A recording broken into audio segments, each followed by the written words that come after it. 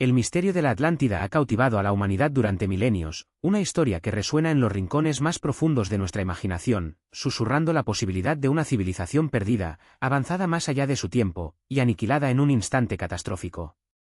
Es el arquetipo de la utopía olvidada y la advertencia de la arrogancia, un relato que ha impulsado a filósofos, exploradores y soñadores a buscar sus restos en los confines del mundo. Desde los mares turbulentos del Atlántico hasta las profundidades del Mediterráneo, la búsqueda de esta mítica isla ha sido implacable, pero susurros recientes, apoyados por una sorprendente combinación de textos antiguos, geología moderna y paleoclimatología, sugieren una ubicación tan improbable como impactante, el corazón del desierto del Sáhara. La leyenda de la Atlántida nace de los diálogos de Platón, Taimeo y Critias, escritos alrededor del año 360 a.C.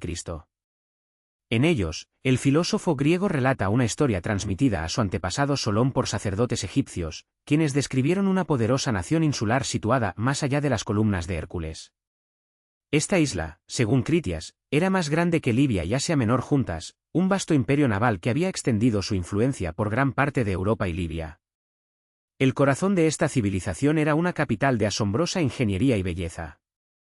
Platón detalla una ciudad construida con anillos concéntricos de tierra y agua, 2 de tierra y 3 de agua, cada uno de ellos de anchura uniforme, rodeando una isla central de aproximadamente 5 estadios de diámetro, lo que equivaldría a unos 0,92 kilómetros. Estos anillos estaban conectados por puentes y canales, permitiendo el paso de barcos desde el mar hasta el propio Palacio Real. El canal principal, que unía el mar con el anillo más exterior, tenía 100 pies de profundidad, 300 pies de ancho y 50 estadios de largo. La ciudad albergaba manantiales de agua fría y caliente, y sus edificios estaban adornados con metales preciosos, incluyendo el misterioso oricalco, descrito como un metal rojizo, segundo solo al oro en valor, que se extraía en la propia Atlántida. Las paredes interiores del templo de Poseidón, por ejemplo, resplandecían con la luz roja del oricalco. Sin embargo, la grandeza de la Atlántida fue corrompida por la codicia y la ambición. Los atlantes, una vez virtuosos, sucumbieron a la arrogancia, lo que provocó la ira de Zeus, quien, en un solo día y noche de infortunio, hizo que la isla se hundiera en el océano, dejando tras de sí un fango impenetrable que impedía la navegación. Durante siglos, la descripción de Platón ha sido la piedra angular de innumerables búsquedas. Los candidatos más populares para la Atlántida se han centrado tradicionalmente en ubicaciones geológicamente activas o sumergidas en el Océano Atlántico o el Mar Mediterráneo. Lugares como Santorini, Tera, con su explosión volcánica que destruyó una avanzada civilización minoica, o las Azores y las Islas Canarias, como posibles picos de una cordillera submarina, han sido objeto de intensa especulación. Sin embargo, ninguna de estas teorías ha logrado encajar a la perfección con todos los detalles proporcionados por Platón. Las dimensiones de la isla, la descripción de la capital con sus anillos concéntricos, la vasta llanura adyacente, e incluso la cronología de 9,000 años antes de Solón, aproximadamente 11,600 años antes del presente, presentan inconsistencias difíciles de conciliar con la geología conocida de estas regiones. La idea de una isla más grande que Libia y Asia juntas, que simplemente desapareció sin dejar rastro geológico claro en el Atlántico, ha sido particularmente problemática para la ciencia moderna. Es aquí donde emerge una hipótesis radical, una que desafía nuestras concepciones geográficas y temporales, y si la Atlántida no estuviera sumergida bajo el océano, sino enterrada bajo las arenas de un desierto. La idea de la Atlántida en el Sáhara suena, a primera vista, absurda. ¿Cómo podría una civilización marítima avanzada prosperar en lo que hoy es uno de los lugares más inhóspitos del planeta? La respuesta reside en una comprensión más profunda de la historia climática de la Tierra y en la existencia de una formación geológica en particular, la estructura de Richat, también conocida como el Ojo del Sáhara. Situada en el Adrar Plateau de Mauritania, la estructura de Richat es una maravilla geológica que ha fascinado a los astronautas desde las primeras misiones espaciales. Desde el espacio, se revela como un gigantesco ojo de buey, una formación circular casi perfecta de unos 40 a 50 kilómetros de diámetro.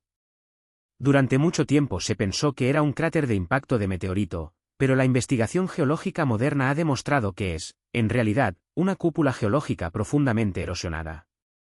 Se formó hace al menos 100 millones de años, cuando una intrusión ígnea subterránea levantó las capas de roca sedimentaria superpuestas, que luego fueron expuestas por la erosión del viento y el agua a lo largo de millones de años. Las capas concéntricas de roca, compuestas por cuarcita resistente y rocas sedimentarias más blandas, se erosionaron a diferentes velocidades, creando las distintivas crestas y valles que forman los anillos de la estructura. En su centro, la estructura expone rocas ígneas y una megabrecha silícea. La estructura de Richat presenta dos diques anulares concéntricos principales, uno a unos 3 kilómetros del centro y otro a unos 8 kilómetros, y hasta 32 diques y umbrales de carbonatita. Al examinar las descripciones de Platón con la estructura de Richat en mente, surgen sorprendentes paralelismos. La capital de la Atlántida, con su isla central y sus anillos alternos de tierra y agua, se asemeja asombrosamente a la forma del ojo del Sáhara. Las crestas de cuarcita de la estructura de Richat podrían haber sido las zonas de tierra, mientras que los valles de roca más blanda, erosionados por el agua, podrían haber formado los anillos de agua o canales descritos por Platón. La isla central de la capital, de 5 estadios de diámetro, podría corresponder a la parte central de la estructura de Richat, que en sí misma tiene un centro de brecha silícea de al menos 30 kilómetros de diámetro. La llanura fértil y oblonga que Platón describe adyacente a la ciudad, con unas dimensiones de 3,000 por 2,000 estadios, aproximadamente 630 kilómetros por 420 kilómetros, podría corresponder a la vasta extensión de terreno llano que rodea la estructura de Richat. Pero la objeción más obvia a esta teoría es, por supuesto, la ausencia de agua. ¿Cómo pudo el Sáhara, un desierto hiperárido, albergar una civilización con canales y manantiales? Aquí es donde la paleoclimatología ofrece una perspectiva transformadora. Sabemos que el Sáhara no siempre fue el desierto que conocemos hoy. Entre aproximadamente 14,800 y 5,500 años atrás, la región experimentó un periodo conocido como el período húmedo africano o el Sáhara Verde. Durante esta época, los cambios en la órbita de la Tierra alrededor del Sol intensificaron el monzón de África Occidental, lo que resultó en precipitaciones anuales mucho mayores que las actuales. El Sáhara se transformó en una vasta sabana con praderas, árboles, numerosos ríos y lagos permanentes. La evidencia de este pasado exuberante es abundante: lechos de lagos fosilizados, redes fluviales secas, y, quizás lo más elocuente, arte rupestre que representa una rica fauna, incluyendo elefantes, jirafas, rinocerontes, hipopótamos, cocodrilos y grandes bóvidos, animales que hoy son impensables en el desierto. Lagos gigantes como el Mega Chad, que en su apogeo cubrió más de 400,000 kilómetros cuadrados, un área mayor que el mar Caspio actual, atestiguan la abundancia de agua en el interior de África. Este entorno, rico en agua y vegetación, podría haber sostenido una civilización próspera, proporcionando los recursos hídricos necesarios para los intrincados sistemas de canales y manantiales descritos por Platón. El fin de este periodo húmedo, un evento de desertificación abrupta que ocurrió hace entre 6,000 y 5,000 años, coincide con la cronología de una catástrofe repentina que aniquiló a la Atlántida. La reinterpretación de las columnas de Hércules también es fundamental. Tradicionalmente identificadas con el Estrecho de Gibraltar, esta interpretación ha anclado la búsqueda de la Atlántida en el Atlántico. Sin embargo, en la antigüedad, el término podría haberse referido a una variedad de puntos geográficos o incluso a un concepto más amplio de límites del mundo conocido. Si la Atlántida se encontraba en el Sáhara, las columnas podrían haber sido un paso marítimo diferente, quizás un estrecho o una característica geográfica prominente a lo largo de la costa africana que, debido a los cambios geológicos y climáticos, ya no existe o ha sido redefinido. Las objeciones a esta teoría son, por supuesto, significativas. La principal es la naturaleza de la estructura de Richat como una formación geológica y no como una isla en el sentido tradicional. Sin embargo, en un Sáhara verde y anegado, una estructura tan elevada y circular, con sus valles profundos, podría haber funcionado perfectamente como una isla rodeada de agua, accesible por canales navegables. La cronología de Platón, que sitúa la destrucción de la Atlántida 9,000 años antes de Solón, es decir, alrededor del 9600 a.C., se superpone con el inicio del período húmedo africano, que comenzó hace unos 14,800 a 14,500 años. El fin abrupto de este periodo, alrededor del 5,500 AC, podría corresponder al día y noche de la catástrofe.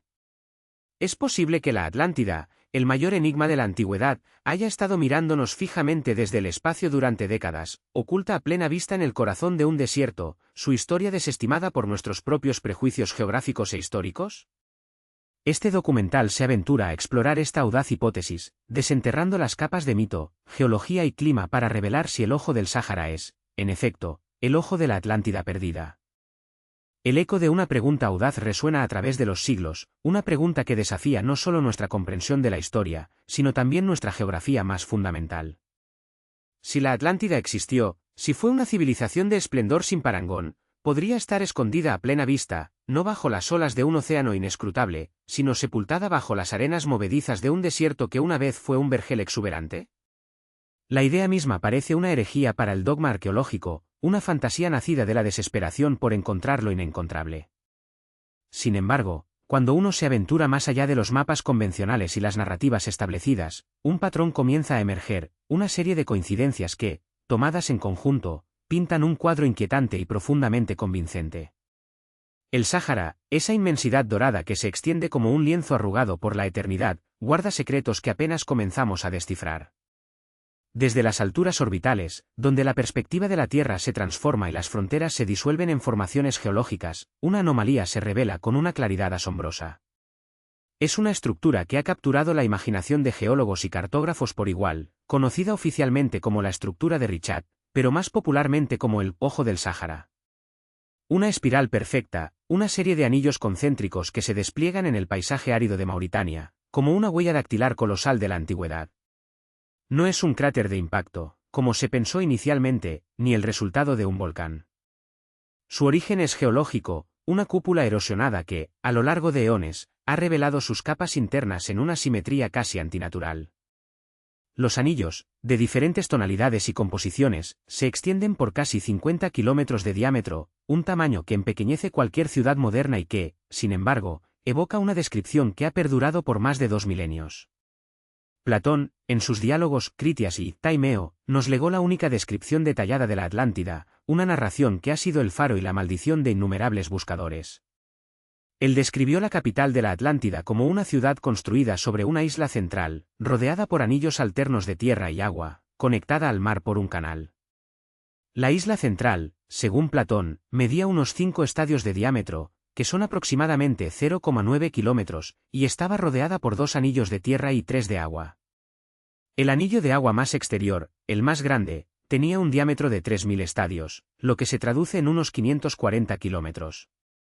Sin embargo, la ciudad misma, con sus anillos concéntricos, se describe con un tamaño mucho más manejable para una urbe. La estructura de Richat, con sus anillos de tierra que se elevan y sus depresiones que, en un pasado húmedo, podrían haber contenido agua, presenta una similitud visual que es, en el mejor de los casos, asombrosa, y en el peor, una coincidencia casi milagrosa. Si uno considera el núcleo de la estructura de Richat, el patrón de anillos más internos, su escala se alinea con las descripciones platónicas de la ciudad capital. Las capas exteriores del ojo podrían corresponder a la llanura fértil y los canales que se extendían más allá de la metrópolis inmediata. La geología de Richat es fascinante por sí misma. No es un cráter de impacto meteórico, como se creyó inicialmente, debido a la ausencia de roca fundida o de formación por impacto. Tampoco es un volcán, ya que carece de una cúpula volcánica central o de rocas extrusivas. En cambio, es una cúpula geológica anticlinal, donde las capas de roca se han levantado y luego erosionado a lo largo del tiempo, exponiendo las capas concéntricas de diferentes materiales. Esta erosión diferencial es lo que ha creado el patrón de anillos distintivos. Los geólogos han identificado rocas ígneas y sedimentarias, incluyendo calizas y cuarcitas, en la estructura. Es esta diversidad de materiales la que podría, de forma especulativa, corresponder con las piedras de colores que Platón mencionó que los atlantes usaban para construir sus edificios, piedras blancas, negras y rojas, extraídas de canteras en la propia isla. La presencia de manantiales, tanto fríos como calientes, también se menciona en los textos platónicos, y la actividad geotérmica no es desconocida en regiones geológicamente activas, incluso en el Sáhara. Pero la objeción más obvia a la teoría del Sáhara es la más simple: ¿cómo podría una civilización marítima, como la Atlántida, prosperar en lo que hoy es un desierto? Aquí es donde la paleoclimatología entra en juego, reescribiendo la historia ambiental de nuestro planeta de formas que pocos hubieran imaginado hace unas décadas. El Sáhara no siempre fue el desierto implacable que conocemos hoy. Hubo un periodo, conocido como el Período Húmedo Africano o Sáhara Verde, que se extendió desde hace aproximadamente 15,000 hasta 5,000 años antes del presente. Durante esta época, el monzón africano se intensificó significativamente, llevando lluvias torrenciales a lo que hoy es el desierto. El Sáhara era entonces una sabana exuberante, salpicada de lagos de agua dulce, ríos caudalosos y una rica vida silvestre, incluyendo hipopótamos, cocodrilos e incluso jirafas. Las pruebas de estos son abundantes: arte rupestre que representa escenas de caza y pastoreo en lo que hoy son arenales estériles, sedimentos lacustres encontrados bajo las dunas, y los restos de grandes ríos que alguna vez cruzaron la región. Uno de estos ríos, el río Taman Rasset, era un megarío que, durante el período húmedo africano, fluía desde las montañas del Jogar y Tassili en Níger hasta el Océano Atlántico. Este río, más grande que el Amazonas en su apogeo, habría proporcionado un conducto de agua dulce vital a través del Sáhara Occidental, creando un entorno propicio para la vida y, potencialmente, para una civilización avanzada. La estructura de Richat se encuentra estratégicamente ubicada en lo que habría sido la cuenca de este río o cerca de sus afluentes, o incluso en la orilla de un vasto lago interior que podría haber existido en la región. Si la Atlántida de Platón existió alrededor del 9,600 AC, 9,000 años antes de Solón, según su relato, este periodo coincide perfectamente con la fase más húmeda y fértil del Sáhara Verde. Una Atlántida sahariana no habría sido una civilización aislada en un desierto, sino una potencia floreciente en un entorno de abundancia, con acceso a recursos hídricos y, a través de los sistemas fluviales, una conexión potencial con el Atlántico. La idea de que la Atlántida se hundió en el mar es la piedra angular de la incredulidad para muchos. Sin embargo, ¿qué significa realmente hundirse en el contexto de un cambio ambiental masivo? Si la Atlántida estuviera en el Sáhara, su desaparición no habría sido necesariamente un cataclismo oceánico. El fin del período húmedo africano fue relativamente abrupto, un cambio climático drástico que transformó un vergel en un desierto. Las lluvias disminuyeron, los ríos se secaron, los lagos se evaporaron. Una civilización que dependía de estos recursos hídricos habría colapsado. Las ciudades podrían haber sido abandonadas, sus estructuras gradualmente enterradas bajo las arenas movedizas del desierto en avance, un hundimiento por sepultura arenosa en lugar de acuática. O quizás, como sugieren algunas interpretaciones, un evento sísmico localizado pudo haber causado que las estructuras se hundieran en una cuenca lacustre o en un suelo inestable, un hundimiento literal pero no oceánico. La narrativa de Platón podría ser una metáfora, una reinterpretación de un evento catastrófico a través de la lente de una tradición oral que viajó miles de kilómetros y siglos. La llanura Atlante, descrita como una de las más bellas y fértiles del mundo, con una extensión de 3,000 por 2,000 estadios, aproximadamente 540 por 360 kilómetros, encaja con la escala de las vastas llanuras que habrían rodeado la estructura de Richat durante el Sáhara Verde. La búsqueda de la Atlántida en el Sáhara plantea desafíos monumentales. El desierto es uno de los entornos más inhóspitos y vastos de la Tierra, un guardián implacable de sus secretos. La arqueología en el Sáhara es una empresa hercúlea, donde las dunas se mueven y entierran o revelan sitios a su capricho. La ausencia de hallazgos arqueológicos directos que confirmen una civilización avanzada en la estructura de Richat es, por supuesto, una objeción poderosa.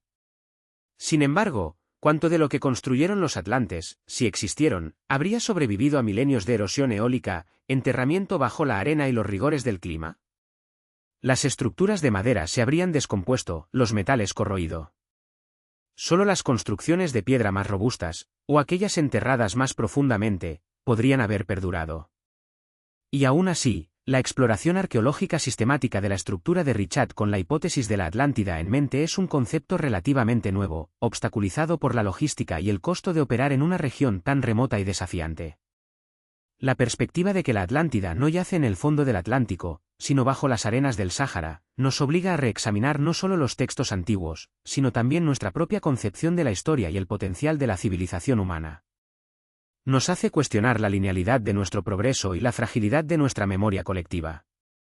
Si una civilización tan avanzada pudo existir y desaparecer sin dejar rastro aparente en un entorno que hoy nos parece tan inhóspito, ¿qué otras historias ha borrado el tiempo, qué otros secretos guarda la Tierra?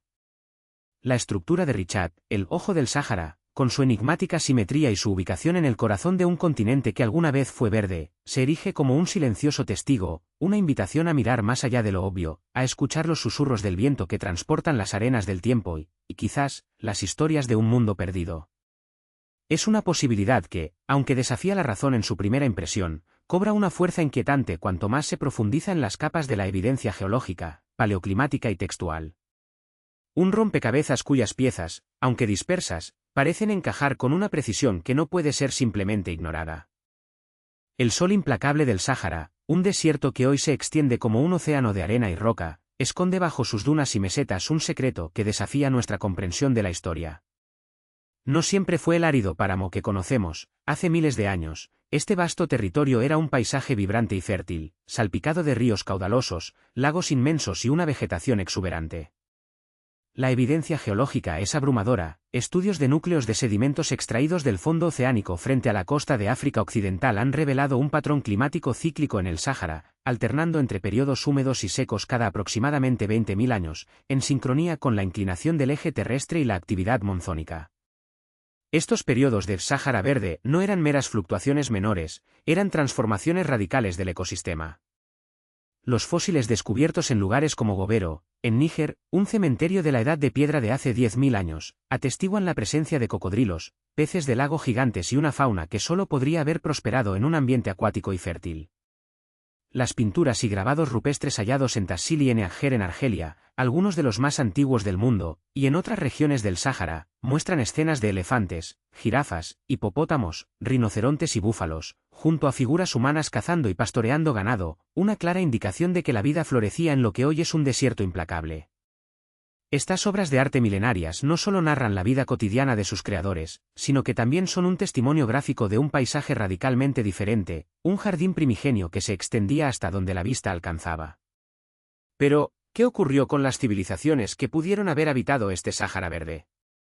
¿Qué huellas dejaron, si es que las hubo, de una sociedad avanzada capaz de rivalizar con la descripción platónica de la Atlántida? Aquí es donde la narrativa se sumerge en las profundidades de la especulación, guiada por una de las anomalías geológicas más asombrosas de nuestro planeta, la estructura de Richat, también conocida como el Ojo del Sáhara o Ojo de África. Imaginemos, por un momento, la perspectiva de un astronauta en órbita terrestre. Desde esa altura privilegiada, la monotonía dorada del desierto mauritano se interrumpe abruptamente por una formación casi perfectamente circular, una serie de anillos concéntricos que se extienden a lo largo de casi 50 kilómetros de diámetro. Descubierta oficialmente en 1965 por los astronautas de la misión Gemini 4, esta maravilla geológica ha fascinado a científicos y entusiastas por igual. Durante décadas, se especuló que era el cráter de un impacto meteórico, una cicatriz cósmica en la faz de la Tierra. Sin embargo, las investigaciones geológicas detalladas han refutado esta hipótesis. No se han encontrado las huellas características de un impacto, como el cuarzo chocado o las fusiones vítreas. En cambio, la ciencia nos dice que la estructura de Richat es, en realidad, un domo anticlinal erosionado, una cúpula geológica formada por el levantamiento de capas sedimentarias más antiguas debido a la intrusión de magma desde las profundidades de la Tierra. Millones de años de erosión por el viento y el agua han despojado las capas superiores, revelando los anillos concéntricos de rocas con diferentes resistencias, donde las más antiguas se encuentran en el centro y las más jóvenes en los anillos exteriores. Pero para los defensores de la teoría del Sáhara como la ubicación de la Atlántida, la estructura de Richat no es solo una curiosidad geológica. Es la pieza central de un rompecabezas que, sorprendentemente, encaja con la descripción de Platón. En sus diálogos, Taimeo y Critias, Platón describe la Atlántida como una isla con una metrópolis de anillos concéntricos de tierra y agua, una ciudadela central amurallada, rodeada por 2 anillos de tierra y 3 de agua, unidas por puentes y canales. La ciudad capital, Poseidonia, era una maravilla de ingeniería y arquitectura, con templos, palacios y un hipódromo, todo dispuesto en una configuración circular. Si comparamos la descripción platónica con las características de Richat, las similitudes son asombrosas. Los anillos geológicos de Richat, con un diámetro de casi 50 kilómetros, evocan directamente los círculos de tierra y agua de la capital Atlante.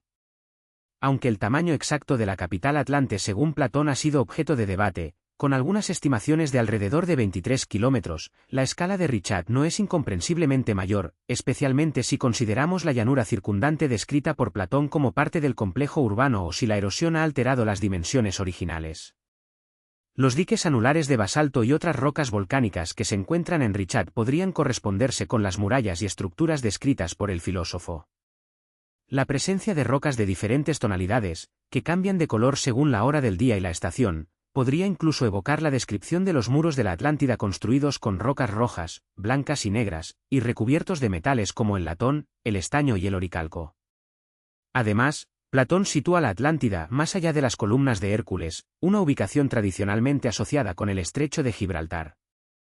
El Sáhara, y específicamente la estructura de Richat en Mauritania, se encuentra al oeste de esta región, en lo que entonces habría sido el Océano auténtico según la narrativa platónica.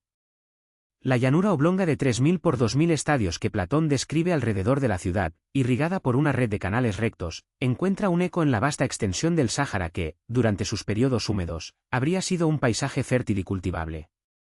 Por supuesto, la hipótesis del Sáhara no está exenta de desafíos. La objeción más recurrente es la ausencia de evidencia arqueológica directa de una civilización avanzada dentro de la estructura de Richat. Los críticos señalan que, si bien la geomorfología es intrigante, no hay rastro de edificaciones, puertos o infraestructuras a la escala descrita por Platón. Sin embargo, los defensores de la teoría argumentan que las duras condiciones del desierto, con milenios de erosión eólica y fluvial, así como la posibilidad de un cataclismo, podrían haber borrado gran parte de estas evidencias. Si la Atlántida fue destruida por un violento terremoto y un diluvio extraordinario, como relata Platón, en un solo día y una noche terrible, es plausible que gran parte de su infraestructura haya sido pulverizada o sepultada bajo sedimentos. Además, la interpretación de Gisla en el texto de Platón podría no referirse necesariamente a una masa de tierra rodeada por un océano salado, sino a una región aislada por anillos de agua o incluso por un vasto mar interior, como los paleolagos que existieron en el Sáhara. La datación es otro punto de contención. Platón sitúa la caída de la Atlántida 9.000 años antes de la época de Solón, lo que la ubicaría alrededor del 9.600 a.C.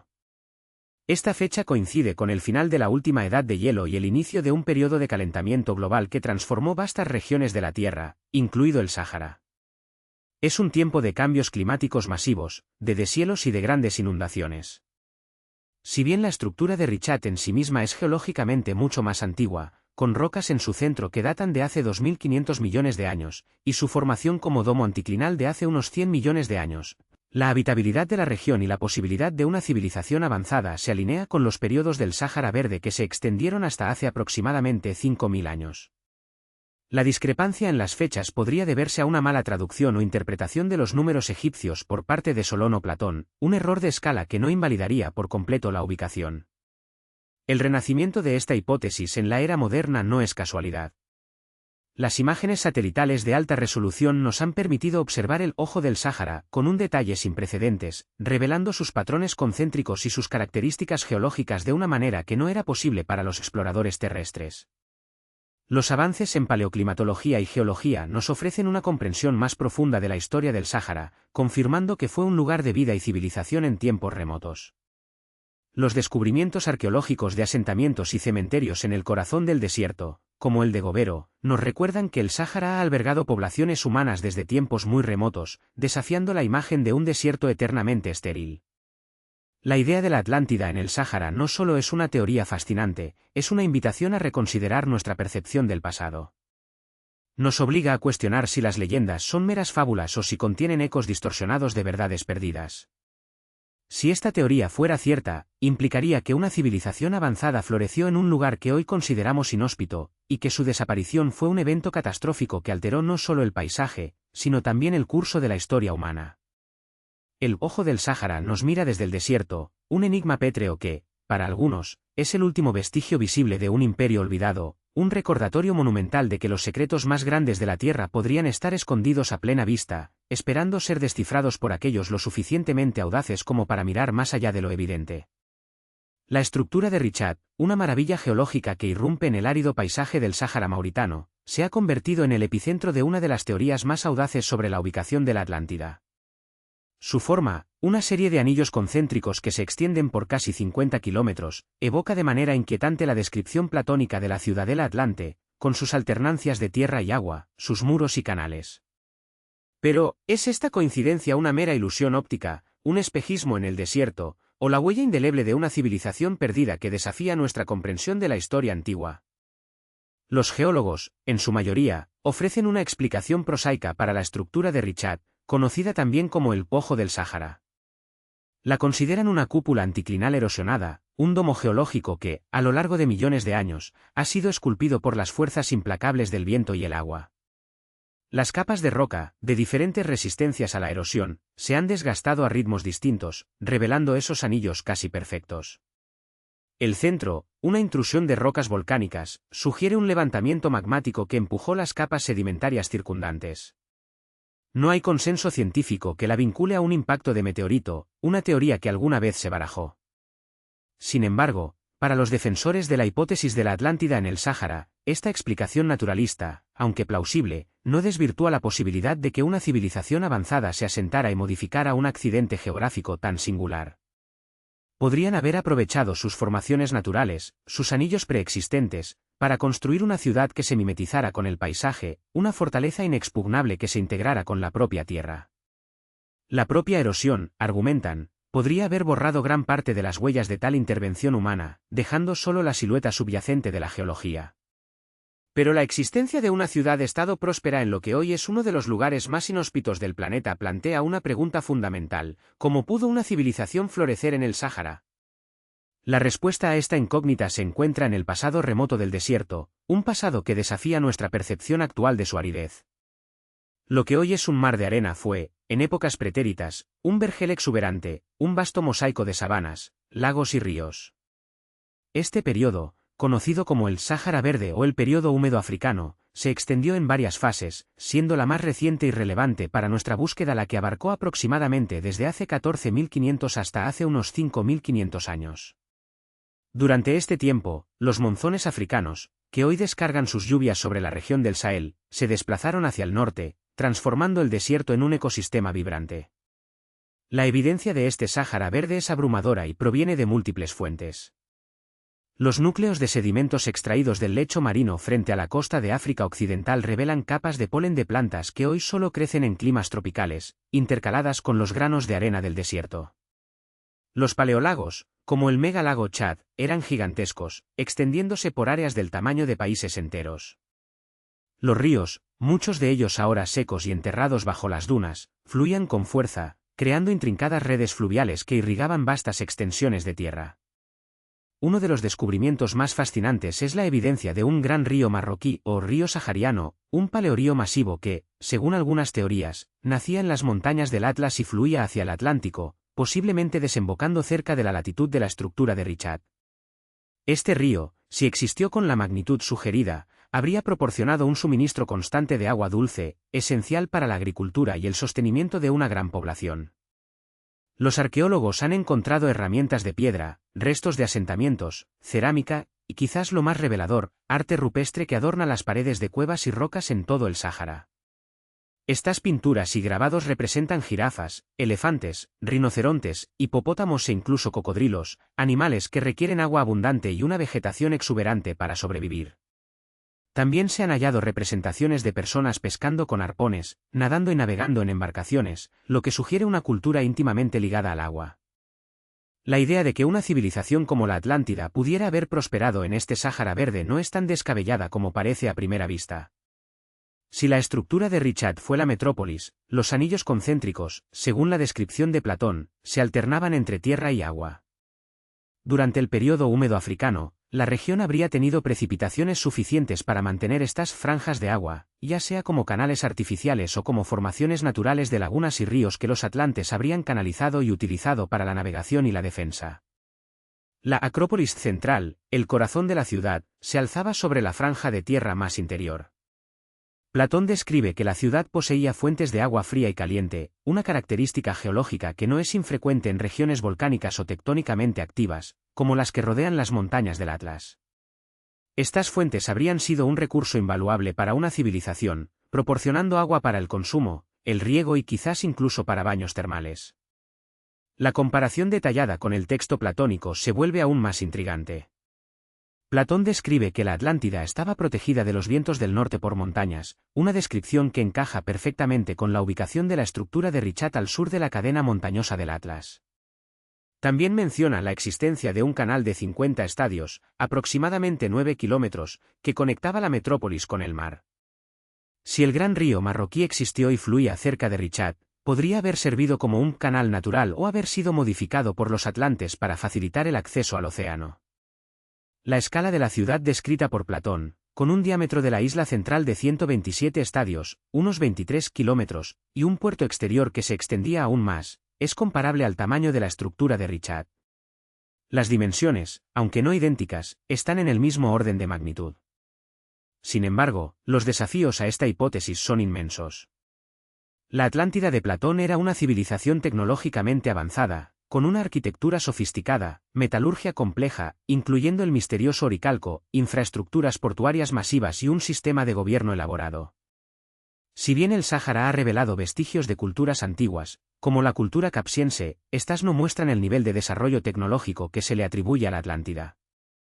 No se han encontrado ruinas megalíticas, complejos portuarios o artefactos de oricalco en la estructura de Richat o en sus alrededores. Los defensores de la hipótesis argumentan que el Sáhara es un lugar vasto y en gran parte inexplorado, y que las arenas del desierto son expertas en ocultar secretos. Las estructuras de una civilización que existió hace más de 11.000 años, expuestas a milenios de erosión, enterramiento y desenterramiento, podrían haberse desintegrado o estar aún profundamente sepultadas. Las dunas migratorias pueden cubrir y descubrir sitios enteros en cuestión de décadas o siglos, haciendo que la búsqueda sea como buscar una aguja en un pajar en constante movimiento. La catástrofe que, según Platón, engulló la Atlántida en un solo día y una noche terribles, haciendo que se hundiera bajo las olas, es otro punto de fricción. Si la Atlántida estaba en el Sáhara, ¿qué tipo de evento podría haber causado su desaparición y la transformación de un vergel en un desierto? Algunos sugieren un cambio climático abrupto y devastador, un desierto repentino, que secó los ríos y lagos, haciendo que la vida en la ciudad fuera insostenible y forzando a sus habitantes a abandonarla. Sin embargo, esto no se ajusta a la narrativa platónica de un hundimiento. Otros han propuesto la posibilidad de un tsunami de proporciones cataclísmicas que, tras un terremoto masivo o una erupción volcánica lejana, habría barrido la costa africana, inundando las tierras bajas y dejando la ciudad en ruinas. Aunque el Sáhara no se hundió bajo el mar, la idea de que una inundación masiva seguida de una rápida desertificación podría haber sido interpretada como un hundimiento por los supervivientes o por aquellos que escucharon la historia, no es del todo inverosímil. Las grandes inundaciones costeras pueden dejar una impresión duradera de que la tierra ha sido tragada por el mar. El fin del período húmedo africano, hace unos 5.500 años, fue relativamente rápido en términos geológicos. Los monzones se retiraron hacia el sur, las lluvias disminuyeron drásticamente y el Sáhara comenzó su inexorable marcha hacia la aridez actual. Este cambio climático, aunque no fue instantáneo, fue lo suficientemente rápido como para provocar una crisis ecológica masiva, obligando a las poblaciones a migrar o perecer. Si la Atlántida existió en este contexto, su declive podría haber sido una combinación de un evento catastrófico repentino, como un terremoto o un tsunami, que dañó la infraestructura, seguido de un cambio climático que hizo imposible la reconstrucción y la supervivencia a largo plazo. La memoria de una ciudad poderosa que se desvaneció con el agua y fue engullida por la arena podría haber evolucionado en la leyenda de una isla que se hundió bajo las olas. Sin embargo, la comunidad científica predominante se mantiene escéptica. La falta de pruebas arqueológicas directas, la explicación geológica natural de Richat y la interpretación de Platón como una alegoría moral o política, más que como un relato histórico, son los principales argumentos en contra. La Atlántida, para muchos, es un mito, una invención filosófica destinada a ilustrar las ideas de Platón sobre el gobierno ideal y la decadencia humana.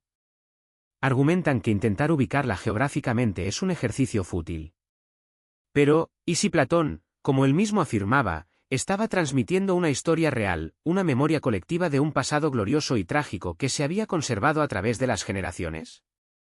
La persistencia de la leyenda, la seducción de la idea de una civilización perdida, continúa impulsando a investigadores y entusiastas a buscar respuestas en los lugares más inesperados, incluso en el corazón de uno de los desiertos más vastos y misteriosos del mundo. La estructura de Richat, con su enigmática belleza y su inquietante similitud con la descripción platónica, sigue siendo un faro de especulación, una pregunta abierta en el gran libro de la historia de la humanidad, invitándonos a mirar más allá de lo obvio y a considerar la posibilidad de que el Sáhara, en su silenciosa inmensidad, guarde los secretos de un mundo olvidado. La arena, un mar implacable de oro y silencio, se extiende hasta donde alcanza la vista, una inmensidad que devora el horizonte y el tiempo. Pero bajo esta vasta sábana de partículas infinitas, yace una historia, o quizás la sombra de una historia, tan profunda como los pozos olvidados que alguna vez alimentaron vidas. Hemos explorado la posibilidad de que este desierto, hoy sinónimo de aridez y desolación, fuera en una era remota un vergel, una sabana exuberante, salpicada de lagos y ríos. Y en el corazón de esa visión, persiste la pregunta, ¿podría la Atlántida, la ciudad legendaria, el imperio perdido, haber existido aquí, en el Sáhara, antes de que el desierto reclamara su dominio?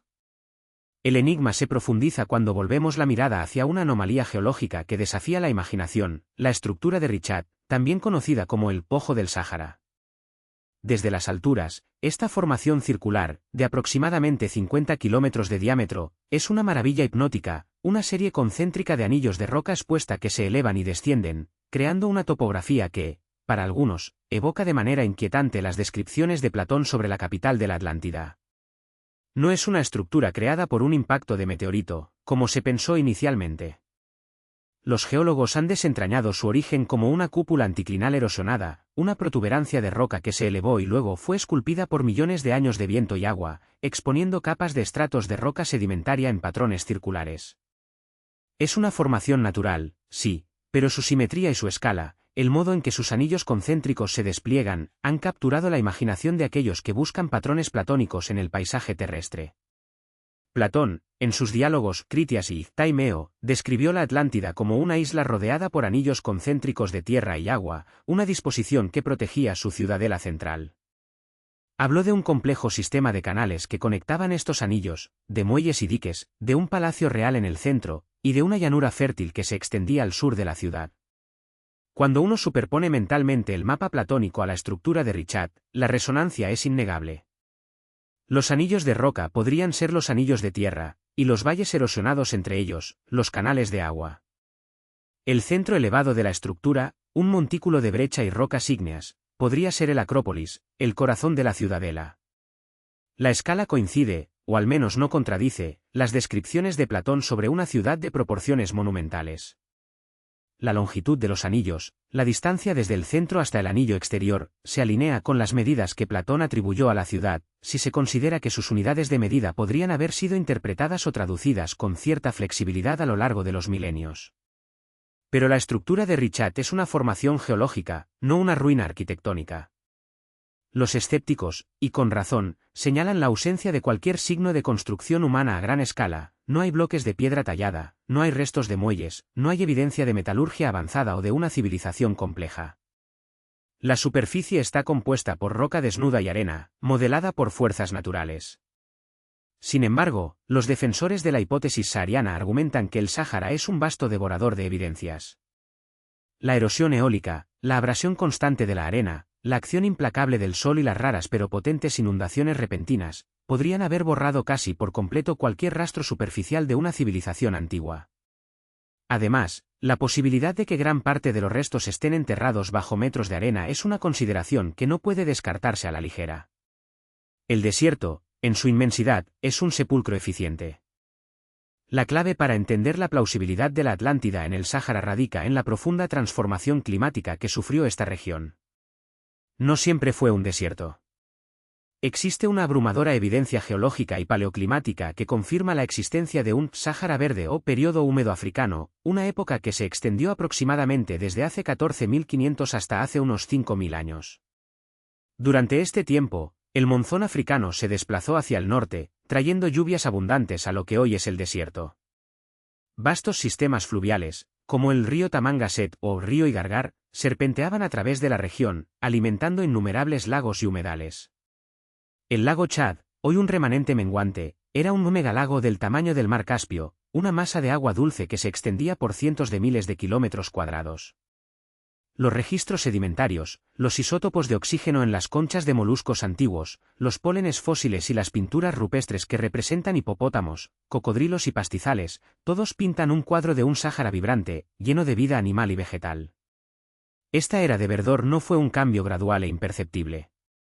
Los estudios paleoclimáticos sugieren que el final del período húmedo africano fue un evento relativamente abrupto, una transición rápida de la sabana a la aridez que ocurrió en cuestión de siglos, o incluso décadas, alrededor del 5000 al 4500 AC. Esta fecha es crucial. Platón situó la destrucción de la Atlántida unos 9000 años antes de Solón, lo que nos lleva a aproximadamente el 9600 a.C. Hay una discrepancia temporal significativa. Sin embargo, algunos investigadores proponen que la cifra de Platón podría haber sido malinterpretada, ya sea por un error de traducción de unidades, por ejemplo, meses en lugar de años o un factor de 10, o que la leyenda se refiere a un evento de menor escala o una catástrofe diferente. Si la Atlántida fue destruida por la rápida desertificación del Sáhara, entonces el final del período húmedo africano se alinea mucho mejor con un posible cataclismo. Imaginemos el horror de una civilización que dependía del agua dulce y de una tierra fértil, viendo cómo sus ríos se secaban, sus lagos se evaporaban y la arena avanzaba inexorablemente, cubriendo todo a su paso. No sería una inundación literal de agua, sino una inundación de arena y aridez, un ahogamiento lento y tortuoso de un ecosistema entero. El hundimiento de la Atlántida podría no haber sido bajo las olas del océano, sino bajo las dunas de un desierto emergente. La llanura fértil que Platón describió, regada por canales, podría ser la vasta extensión de terreno que rodea la estructura de Richat, una vez alimentada por los ríos que fluían desde las montañas del Atlas y el Hogar. Las montañas al norte de la Atlántida podrían ser las cordilleras del Atlas, y el mar al sur podría ser el megalago Chad o incluso una bahía del Atlántico en un momento de nivel del mar diferente. La ausencia de ruinas monumentales sigue siendo el elefante en la habitación. Pero ¿y si la civilización atlante, si es que existió en el Sáhara, no construía con piedra de la manera que lo hacían los egipcios o los mesopotámicos? Quizás sus estructuras eran de materiales perecederos, como adobe, madera o incluso una forma de arquitectura en tierra, que se desintegraría rápidamente bajo las condiciones extremas del desierto. O quizás, y esta es una perspectiva más inquietante, sus restos yacen bajo kilómetros de arena, inalcanzables con la tecnología actual. El Sáhara es tan vasto y tan poco explorado arqueológicamente en sus profundidades que la idea de que algo tan grande como una ciudad o un imperio pudiera permanecer oculto no es del todo descabellada.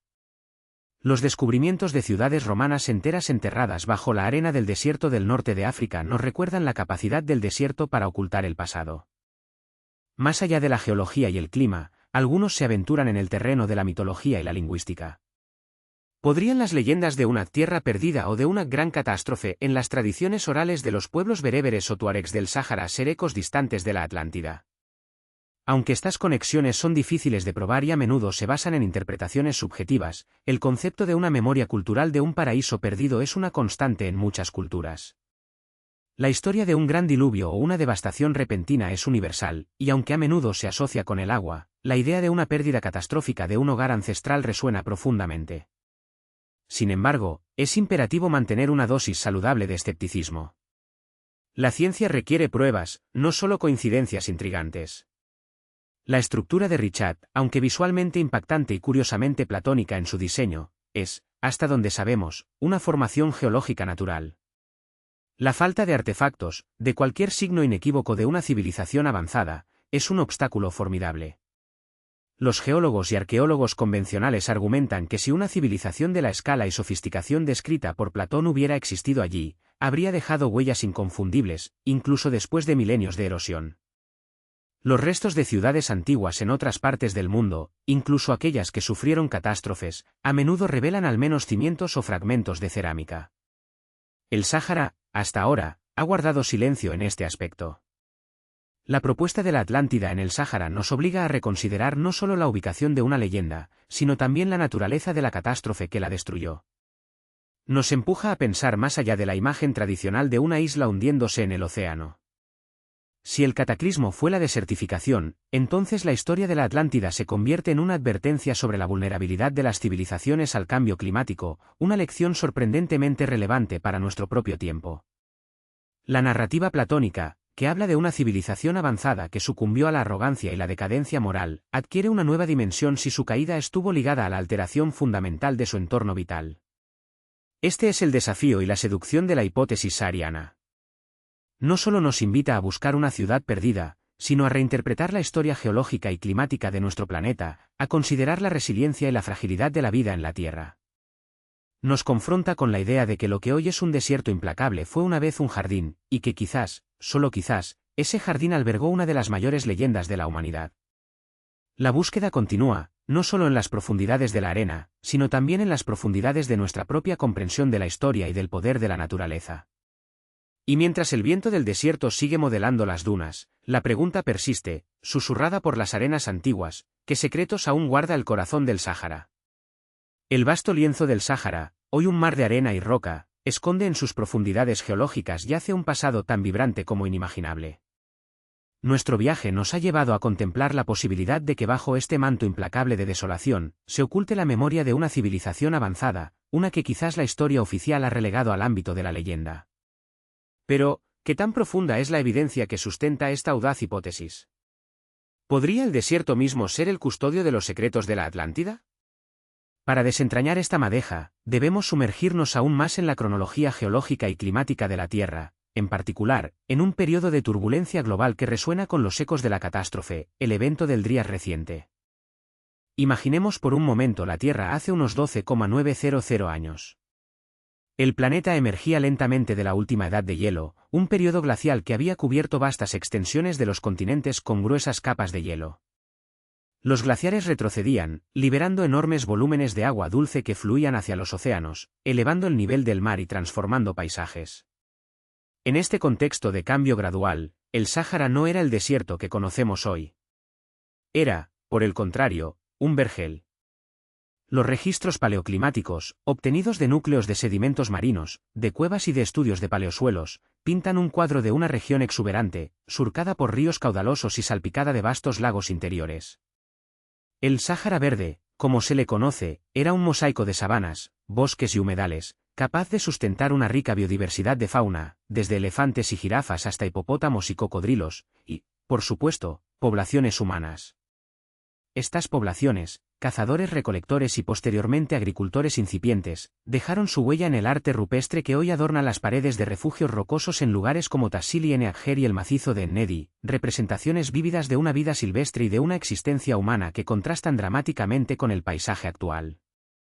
La idea de que una civilización compleja, como la Atlántida, pudiera haber florecido en este entorno no es, por tanto, una quimera si consideramos este periodo de abundancia. Sin embargo, esta era de prosperidad llegó a un final abrupto y violento. El evento del Drías reciente, o John Drías, fue un periodo de enfriamiento global súbito y drástico que interrumpió la tendencia al calentamiento postglacial. Durante aproximadamente 1,200 años, las temperaturas en el hemisferio norte cayeron bruscamente, el hielo volvió a avanzar y las condiciones climáticas se volvieron extremadamente inestables. Las causas de este enfriamiento han sido objeto de intenso debate científico durante décadas, pero una hipótesis en particular ha ganado tracción y tiene implicaciones monumentales para nuestra búsqueda de la Atlántida, la hipótesis del impacto de un cometa o asteroide. Según esta teoría, hace unos 12,900 años, uno o varios fragmentos de un cometa o asteroide impactaron la Tierra, o detonaron en la atmósfera, provocando una catástrofe de proporciones globales. La evidencia de este evento incluye una capa distintiva de sedimentos en numerosos sitios arqueológicos y geológicos alrededor del mundo, conocida como la capa del Drías reciente. Esta capa contiene marcadores geoquímicos anómalos, como nanodiamantes, microesférulas de carbono y platino, que son indicadores de un impacto extraterrestre de alta energía. Los defensores de esta hipótesis sugieren que el impacto o las detonaciones aéreas habrían provocado incendios forestales masivos, liberando enormes cantidades de hollín y polvo a la atmósfera, bloqueando la luz solar y desencadenando un invierno de impacto, que condujo al enfriamiento global. Además, la perturbación atmosférica y oceánica habría tenido efectos devastadores en los patrones climáticos, alterando las corrientes oceánicas y atmosféricas que regulaban el clima terrestre. ¿Cómo se conecta todo esto con el Sáhara y la Atlántida? La teoría postula que este cataclismo global no solo provocó el enfriamiento, sino que también pudo haber sido el catalizador de la rápida desertificación del Sáhara. La interrupción de los monzones africanos, que eran los responsables de llevar la humedad al interior del continente durante el Sáhara Verde, habría sido un resultado directo de los cambios climáticos inducidos por el impacto. De un día para otro, o en un periodo de tiempo geológicamente corto, el vergel se habría transformado en un desierto, un cambio tan abrupto que habría sido catastrófico para cualquier civilización que dependiera de esos recursos hídricos. Pero la conexión se vuelve aún más intrigante cuando dirigimos nuestra mirada hacia una formación geológica singular en el corazón de Mauritania, la estructura de Richat, también conocida como el Pojo del Sáhara. Esta característica, una serie de anillos concéntricos que se extienden por casi 50 kilómetros de diámetro, es visible desde el espacio y ha fascinado a geólogos y exploradores por igual. Oficialmente, la estructura de Richat es considerada una cúpula anticlinal erosionada, una característica geológica que se formó por el levantamiento de rocas sedimentarias y la posterior erosión diferencial de las capas de roca más blandas. Sin embargo, para los proponentes de la teoría de la Atlántida en el Sáhara, Richat no es solo una maravilla geológica, es la mismísima ciudad perdida descrita por Platón. Platón, en sus diálogos Critias y Taimeo, nos legó la descripción más detallada de la Atlántida. Habló de una capital con una serie de anillos concéntricos de tierra y agua, alternándose, con un canal que conectaba los anillos interiores con el mar. Describió una ciudadela en el centro, con templos y palacios, y una fosa exterior que rodeaba toda la llanura fértil de la Atlántida. Las dimensiones que Platón proporciona son asombrosamente grandes, pero las proporciones y la morfología general de la estructura de Richat guardan una similitud inquietante con esta descripción. Los anillos de Richat, con sus diferentes tonalidades y texturas, podrían ser interpretados como los anillos de tierra y agua, erosionados a lo largo de milenios. El centro de la estructura, una meseta ligeramente elevada, podría ser la Acrópolis o ciudadela central. Y la fosa o canal que Platón menciona, que rodeaba la llanura fértil, podría ser el resultado de la erosión de un antiguo canal que conectaba el sistema de anillos con un cuerpo de agua más grande, quizás un antiguo lago o un brazo de mar que se extendía hacia el interior durante el Sáhara Verde. La escala es un factor crucial aquí. Platón habla de una isla capital de gran tamaño y una llanura aún mayor. La estructura de Richat, con sus casi 50 kilómetros de diámetro, encaja con la magnitud de una capital de una civilización avanzada. Si consideramos que la llanura de la Atlántida, según Platón, medía unos 530 kilómetros por 350 kilómetros, y que el Sáhara Verde era un vasto territorio con ríos y lagos, la fosa que rodeaba esta llanura podría ser interpretada como un sistema fluvial o un antiguo litoral que ha desaparecido bajo la arena. Pero, ¿cómo podría una estructura geológica ser la Atlántida? Los defensores de esta teoría argumentan que la descripción de Platón no es una fantasía, sino un relato histórico de un lugar real que fue devastado por una catástrofe. Si la Atlántida estaba en el Sáhara Verde, y el evento del Drías reciente fue el catalizador de su destrucción, entonces los procesos geológicos posteriores, como la erosión eólica y fluvial durante milenios, habrían esculpido el paisaje, dejando la estructura de Richat como un esqueleto geológico de lo que una vez fue una ciudad vibrante. La erosión habría borrado los edificios, los puentes y las obras de ingeniería, pero la forma fundamental de la capital, sus anillos concéntricos, grabada en la topografía por la propia naturaleza, habría perdurado. La ausencia de ruinas evidentes es una de las principales objeciones de los escépticos. ¿Dónde están los restos de los templos, los palacios, los puertos? Aquí, los proponentes de la teoría ofrecen varias explicaciones.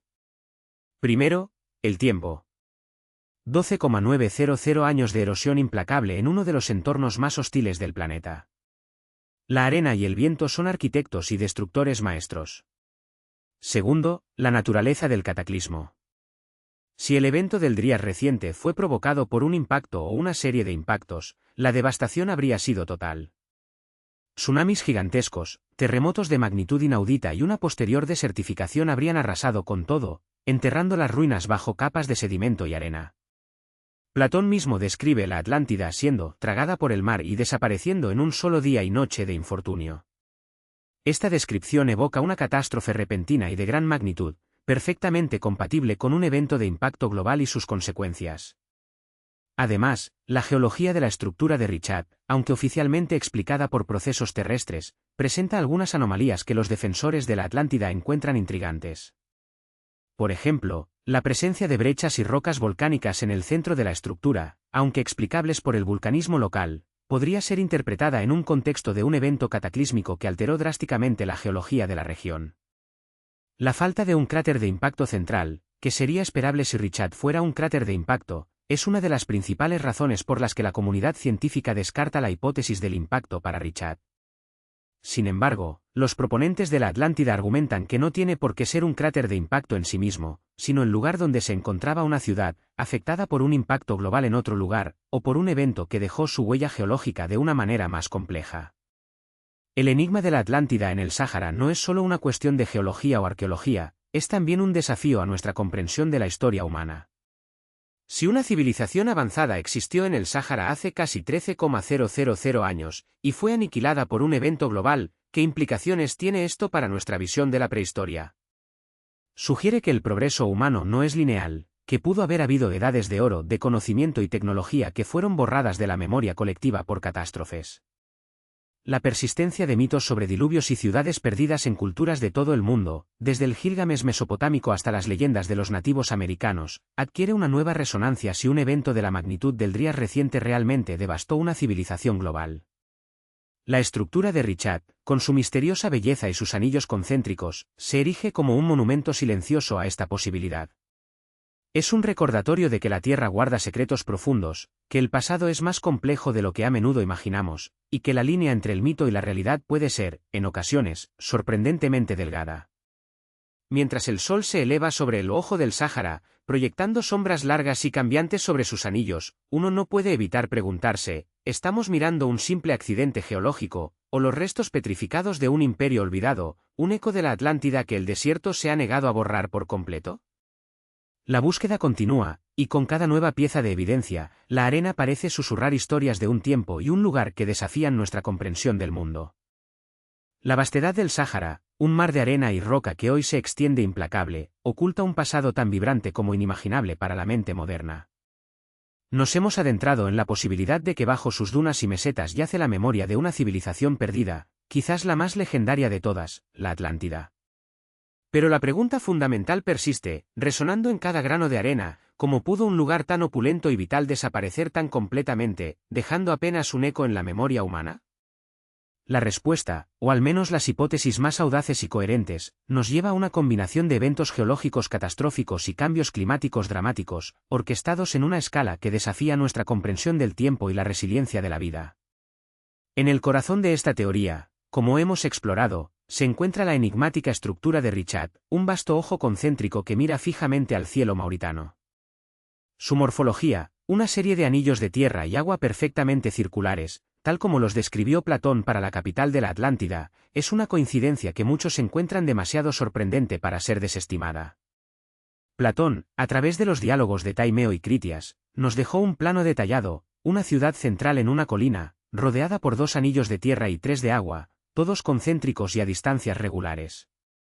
La estructura de Richat, con sus 40 kilómetros de diámetro, un tamaño que, si bien es más grande que las medidas de Platón para la ciudad interior, unos 23,5 kilómetros, o 127 estadios, no es del todo incompatible si consideramos la posibilidad de errores de traducción o la interpretación de Solón y Platón sobre la descripción original egipcia. Los defensores de esta teoría señalan que la geometría de Richat se alinea de manera asombrosa con la descripción platónica. La ciencia geológica nos dice que la estructura de Richat es un domo geológico profundamente erosionado, no un cráter de impacto, formado por una intrusión ígnea subterránea que deformó las capas de rocas sedimentarias suprayacentes.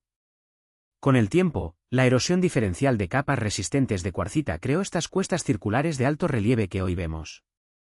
Pero el hecho de que sea una formación natural no anula la posibilidad de que una civilización avanzada la utilizara como base o la adaptara a sus necesidades. De hecho, algunos sugieren que los atlantes construyeron su ciudad dentro de esta formación natural, aprovechando su diseño inherente. Las huellas de antiguos cauces de ríos y oasis visibles alrededor de la estructura son prueba de una llanura antaño exuberante e irrigada, un corazón fértil en el Sáhara verde. Para comprender cómo un oasis así pudo existir en el Sáhara, debemos viajar en el tiempo a un periodo conocido como el período húmedo africano, o el Sáhara verde. Hace entre 14,600 y 5,000 años, el Sáhara no era el desierto que conocemos hoy. Era una sabana exuberante, salpicada de lagos, ríos y una rica vegetación que sustentaba una vida silvestre diversa, desde jirafas y búfalos hasta hipopótamos y cocodrilos. Las pinturas rupestres encontradas en lugares como Tassili en Agger en Argelia y la Cueva de los Nadadores en el Hilf Kebir egipcio, datadas hace hasta 10,000 años, son un testimonio gráfico de esta era verdaderamente verde, mostrando escenas pastoriles y animales que hoy son impensables en el desierto. Este cambio climático radical fue impulsado por sutiles pero poderosas variaciones en la inclinación del eje de la Tierra y la órbita alrededor del Sol, lo que intensificó los monzones africanos y trajo lluvias torrenciales al norte de África. Alrededor de 9,000 años atrás, las temperaturas y las precipitaciones alcanzaron su punto máximo durante el llamado óptimo climático del Holoceno. Pero este paraíso no duraría para siempre. La transición de un clima húmedo a uno árido ocurrió de manera sorprendentemente rápida, en algunas áreas en cuestión de unos pocos cientos de años, entre 8,000 y 4,500 años atrás, dando lugar al desierto del Sáhara tal como lo conocemos. La cronología de Platón para la desaparición de la Atlántida, 9000 años antes de Solón, nos sitúa aproximadamente hace 11,600 años. Esta fecha coincide con un evento climático abrupto conocido como el Dryas reciente, un periodo de enfriamiento global que interrumpió la gradual fase de calentamiento al final de la última edad de hielo. La hipótesis del impacto del Dryas reciente postula que un impacto cósmico, ya sea un cometa o un asteroide, o una serie de explosiones aéreas, golpeó la Tierra hace aproximadamente 12,800 a 12,900 años. Este evento, aunque controvertido y no universalmente aceptado por los expertos, se asocia con incendios masivos, un invierno de impacto que bloqueó la luz solar y un drástico cambio climático que contribuyó a la extinción de la megafauna pleistocena y a la disminución de poblaciones humanas como la cultura Clovis en Norteamérica. ¿Pudo este cataclismo global haber sellado el destino de la Atlántida sahariana?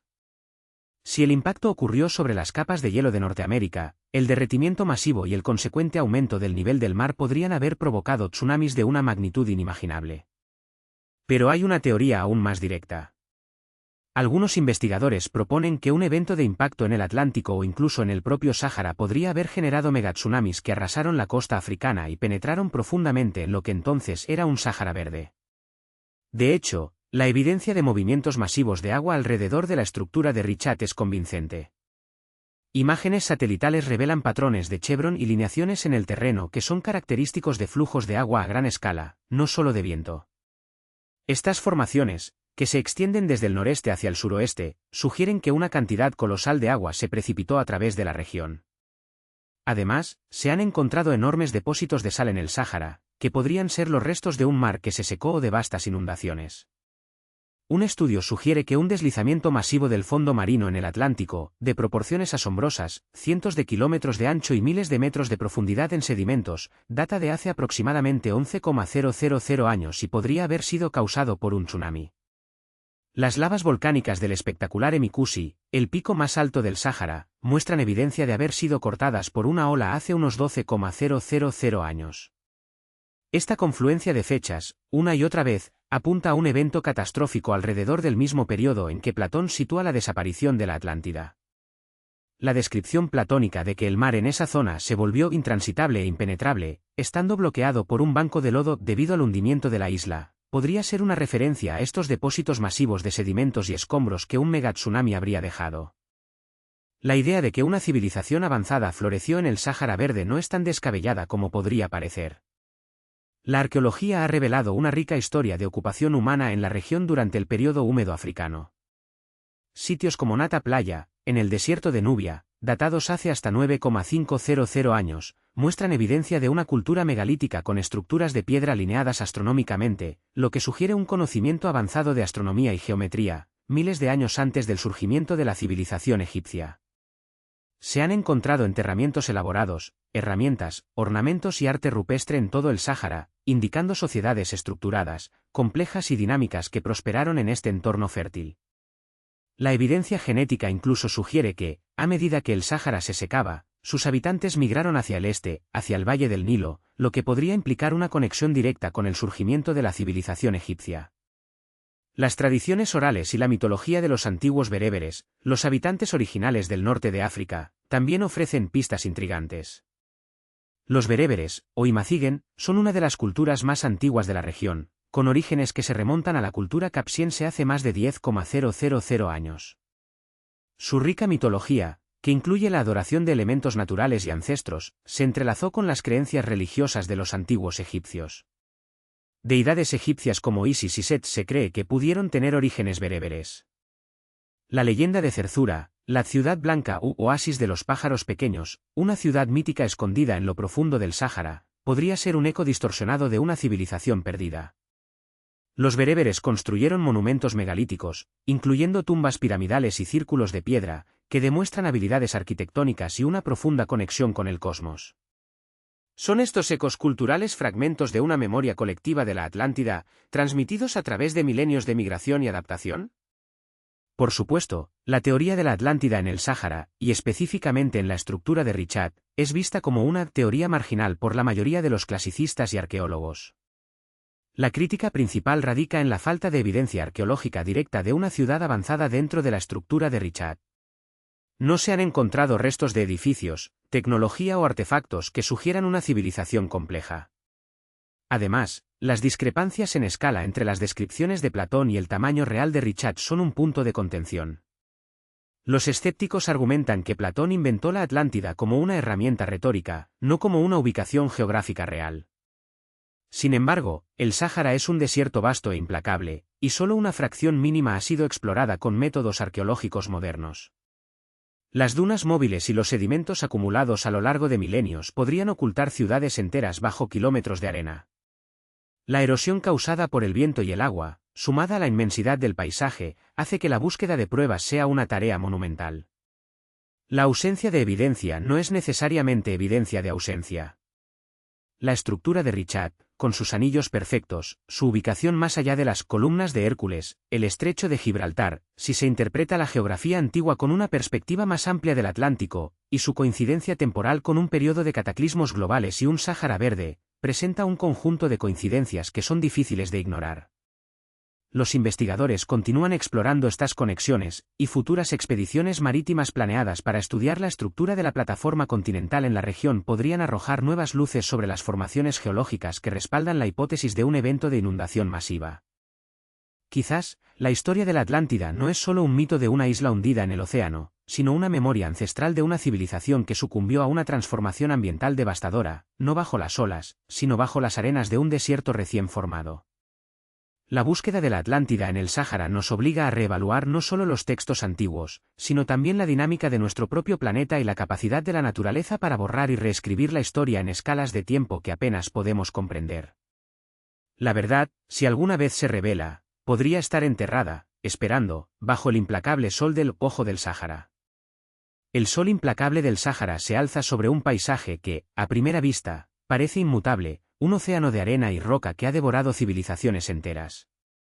Pero bajo esa superficie, y a la vista desde el espacio, se esconde una anomalía geológica que ha encendido la imaginación de muchos, la estructura de Richat, el enigmático ojo del Sáhara. Este es el punto final de nuestro viaje, la convergencia de un mito ancestral y una maravilla natural que nos invita a reescribir la historia. ¿Y si este círculo perfecto, con sus anillos concéntricos y su corazón erosionado, fuera el último vestigio de la legendaria Atlántida? La descripción de Platón, transmitida a través de los siglos, nos habla de una isla poderosa, más grande que Libia y Asia Menor juntas, situada más allá de las columnas de Hércules. Aunque la ubicación tradicional se ha buscado en el Atlántico, la interpretación de las columnas ha sido siempre un punto de debate. Pero ¿y si no se refería al estrecho de Gibraltar, sino a una entrada a un mar interior, hoy desaparecido? La estructura de Richat, con sus casi 50 kilómetros de diámetro, se alza en la meseta de Adrar en Mauritania, a unos 500 kilómetros de la costa atlántica actual. Desde las primeras misiones espaciales, como la Gemini 4 de enero de 1965, los astronautas la han utilizado como un punto de referencia inconfundible, un gigantesco ojo de buey en la inmensidad del desierto. Lo que hace a la estructura de Richat tan fascinante en el contexto de la Atlántida son sus asombrosas similitudes con las descripciones platónicas. Platón detalló una capital con anillos concéntricos de tierra y agua, alternándose, con una isla central. La estructura de Richat presenta precisamente eso, una serie de anillos de arenisca cuarcítica y otras rocas sedimentarias, erosionadas diferencialmente, que forman crestas elevadas y valles más blandos. En el centro, las rocas más antiguas del Proterozoico a Ordovícico, mientras que las formaciones más jóvenes rodean el núcleo. Los canales de agua descritos por Platón podrían haber sido los valles entre estas crestas durante un periodo en que el Sáhara era radicalmente diferente. Y aquí reside una de las claves más potentes de esta hipótesis, el paleoclima del Sáhara. Hoy es un desierto implacable, pero no siempre fue así. Durante el Sáhara Verde, o periodo húmedo africano, que se extendió cíclicamente a lo largo de los últimos 800.000 años, y de forma notable entre hace 5.000 y 11.000 años, esta vasta región era un vergel. Lagos inmensos, ríos caudalosos, sabanas y bosques cubrían lo que hoy son dunas interminables. Los cambios en la inclinación axial de la Tierra, que ocurren cada 21.000 años, intensificaron el monzón africano, llevando lluvias torrenciales al interior del continente. Bajo estas condiciones, un mar interior o un sistema de lagos y canales navegables alrededor de la estructura de Richat no solo era posible, sino probable. La distancia de 500 kilómetros al Atlántico actual se vuelve irrelevante si un sistema fluvial o un brazo de mar conectaba la región con el océano. Platón también menciona que los atlantes extraían piedras de colores específicos, blanco, negro y rojo, para construir sus edificios y fortificaciones. La geología de Richat revela la presencia de rocas ígneas y sedimentarias de diferentes edades, incluyendo carbonatos, calizas y dolomías, y diques anulares de basalto y kimberlita. Estas rocas, al ser erosionadas, podrían haber ofrecido una paleta de colores similar a la descrita. Las murallas o crestas de arenisca cuarcítica, resistentes a la erosión, se alzan como barreras naturales, mientras que las capas más blandas de calizas y limolitas se erosionan con mayor facilidad, creando el relieve anular. La cronología de Platón es otro de los puntos más debatidos. El filósofo sitúa la desaparición de la Atlántida 9.000 años antes de Solón, lo que nos lleva a aproximadamente 9.600 a.C. Este periodo coincide asombrosamente con el final del Dryas reciente, un evento climático abrupto y global que interrumpió el calentamiento posglacial. La hipótesis del impacto del Dryas reciente sugiere que un cometa fragmentado golpeó la atmósfera terrestre hace unos 12.800 años, causando un cambio climático generalizado, incendios masivos y un periodo casi glacial.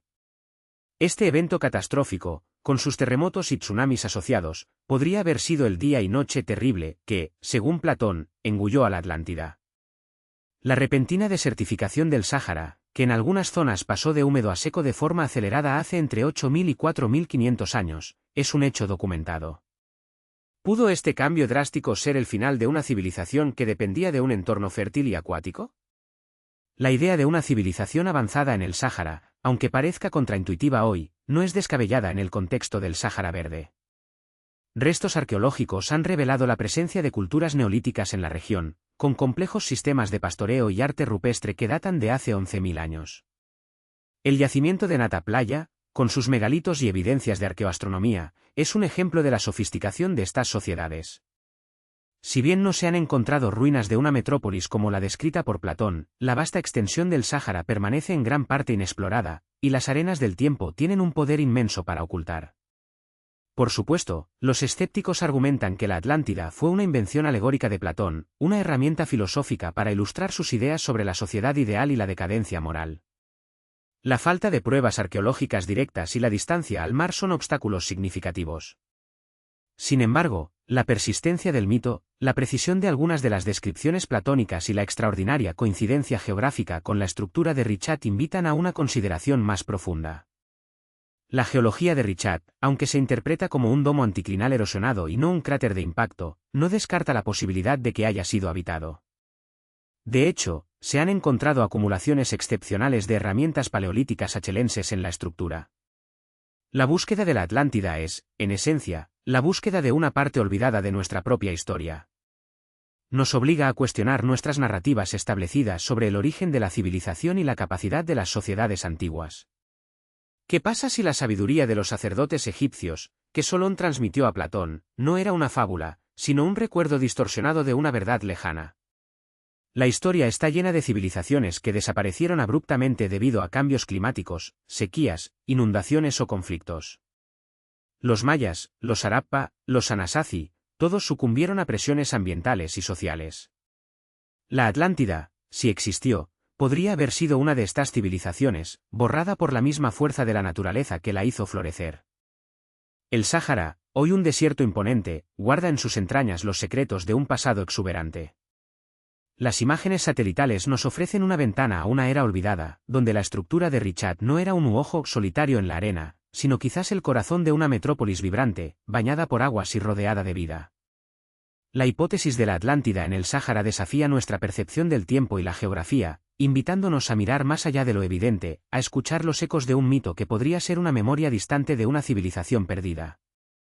La ciencia avanza, la tecnología de teledetección mejora, y quizás, algún día, las arenas del Sáhara revelen por completo la verdad de este misterio. Hasta entonces, el Ojo del Sáhara seguirá siendo un faro en la oscuridad del tiempo, una invitación a la imaginación y a la búsqueda incesante de lo que una vez fue.